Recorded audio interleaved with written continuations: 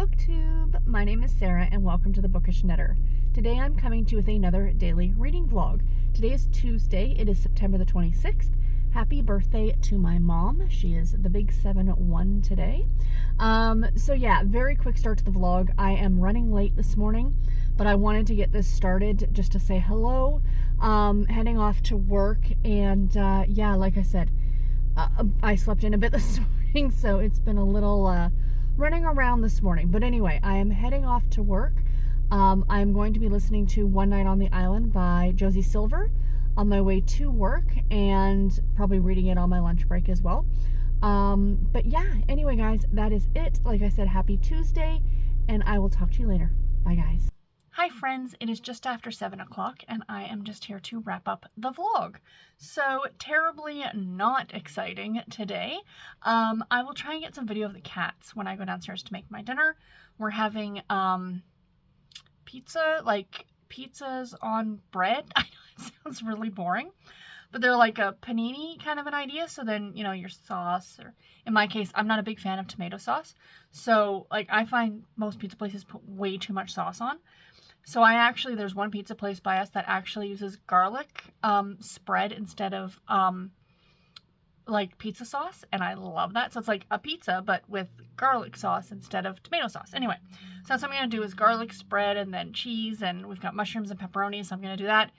Toast it up in the toaster oven. It's the simplest meal, but it's yummy. So I'm having that for dinner. So when I go downstairs to do that, if the cats are around, I'll try and get some video of them. But yeah, not a terribly interesting vlog today. Work, the usual, you know. But I did get some fun mail, so I wanted to share that with you guys for sure. So first of all, my book arrived that I ordered last week. This is one of my reads for this week. It is The Body in the Library by Agatha Christie, the second Miss Marple book. And I did get it in this edition. This is super short. Like, this is not a very long book at all. Comes in at like 200 pages. So compared to some of the chunkers that I've had this week, this should be a nice, easy read at the end of the week. But I am looking forward to this. In Agatha Christie's classic mystery, the iconic Miss Marple must investigate the case of a girl found dead. So yeah, clearly she was the body in the library. So yeah, I'm very much looking forward to getting to this one. So glad it got delivered. So I got some gifts today, and I was not expecting these. I mean, I knew that this person was going to send them, but I had no idea what they were. So you know who you are. I'm not going to name names, but thank you so much. This was beyond generous. You did not have to send me anything. I got messaged after we had to put Bernard down saying that they wanted to send me a gift, and I was like, okay, I really appreciate that. And so I got this book, and this is going to be a difficult read, I think, but this is one of these ones that I don't think it's going to be like read it straight through. This will be one that I think that you pick up every now and then, maybe read certain sections of it. If you're, feeling like you need to maybe look up a certain topic in the book, kind of an idea. And that is called The Loss of a Pet by Wallace Scheif, PhD, A Guide to Coping with the Grieving Process When a Pet Dies. And unfortunately, we have lost way too many of our babies, in recent years. And unfortunately, when you get cats that are all around the same age, or animals all around the same age, as the years go by, they age. And I'm grateful now that we have youngins. Fingers crossed that they last a good long time. It's nothing that we're going to have to go through for a while. But I mean, the grieving process comes and goes. When we lost Gorn 2 years ago, there are still times, like, even I think more so now because we've lost Bernard, that it really brings it back home again, that, and how much, sorry, that was Presley behind me coughing, if you could hear that. So I just said how they're young and healthy.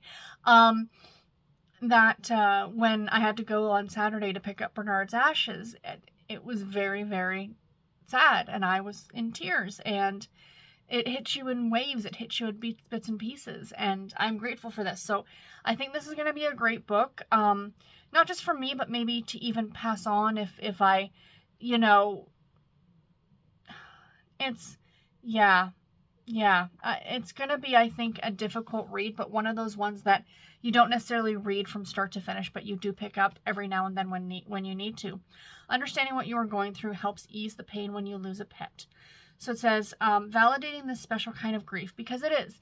And I think a lot of people who are not animal people, who are not pet people, don't understand what you're going through. To some people, it's just a cat, it's just a dog, it's just a hamster, but it's not, you know?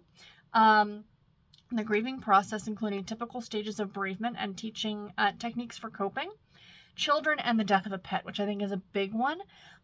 If you've got an animal at home and you've got little ones, you know, when that animal passes away, kids don't really understand death to begin with, much less, you know, their furry companion, right? Euthanasia, including important emotional considerations. Religion and the death of a pet, with articles by various religious leaders. Aftercare facilities, including an extensive index of pet cemeteries, crematories, and memorial gardens. There's a special chapter at the end offering helpful hints and suggestions. So thank you again so much. Yeah, this is, and there's pictures in here too. Not those kind of, yeah. Let me see if I can, and now that I've said it. But like memorials that people have put up for their animals, you know, like it's, yeah, I think that this is a great book, to be completely honest. Yeah, it's, yeah, I just kind of flipped onto the euthanasia part, which is the decision that we had to make, on 2 weeks ago on Saturday. Yeah, no, and it talks about personal decisions on doing it, on whether it looks like whether or not you should be in the room. I could not not be in that room with my animals. I mean, there was this great, and I'm not trying to get emotional now, there was this great comic, if you will. It wasn't a funny comic, it was more of an insightful comic about this dog in heaven. And the dog meets up, I guess, maybe with another dog or St. Peter or something like that. I think it's St. Peter, and St. Peter says to the dog, how did you die? And he goes, I was hugging my best friend. And it's like, no, how did you die? He goes, I was hugging my best friend. And then you see the dog being put to sleep, and he's in his owner's arms. And that, yeah. Yeah. All right, I'm going to stop before I start crying. Thank you again so much for that. And I also got sent another gift, and I'm actually taking this to work. So I do know that it is a stained glass piece that's meant to go in a window. I'm going to try and put it in my window at work. We shall see, but I wanted it somewhere that I could see it all the time. Guys, how pretty is this? I absolutely love it. I absolutely love it. It made my heart so happy.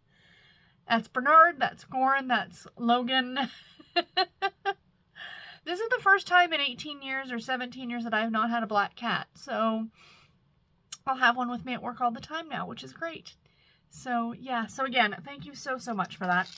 I did not mean to go off on that, and I'm sorry if I upset anyone else who who's an animal owner, who, you know, it's a process, and obviously it's something that affects us for a long time. And I think this has been a really hard last number of years for a lot of people. You know, with the pandemic and just life in general has been hard. Anyway, what have I been reading today? So I did not get much reading done at lunch. It is month end at work, which means it's super busy. So I didn't take much of a lunch. I took enough time to eat, and that was pretty much about it. But I did listen to this on the way to and from work, and that is One Night on the Island by Josie Silver. I'm about 40% of the way through this now, and I'm actually quite enjoying it. I wasn't sure about it at first. I found our female lead to be a little on the complaining side. I'm like, girl, relax. But it's gotten better. We've hit a turning point now. So basically the story is about Cleo and Mac. And Cleo is from the UK. She is a writer for a women's magazine. She does an article on being single. And Mac is a photographer who's from Boston, Massachusetts. And he's going through a breakup with his wife. He misses his boys, but he decided to take some time away, and he goes to the island is where he grew up. It takes place on this very small island off the coast of somewhere near Ireland. And it's so small that like a boat only comes once a week. So the two of them end up this this cabin that they're staying in ends up getting double booked, and there's nowhere else on the island for them to stay. So they're staying together. They don't want to be together. They're each there for completely different reasons. They don't want anybody else in their space, and they're trying to get along. So the fact that he is still married, though, isn't sitting well with me for this being a romance. So we shall see where it goes, but I'll keep you guys updated. So yeah, so that's what I'm currently reading. Anyway, guys, I'm going to go down and get some pictures of the cats so we can all cheer up just a little bit. And yeah, but yeah, I am enjoying that one. So anyway, guys, let me know below, what are you guys reading? And until my next video, take care and happy reading. Bye, everybody.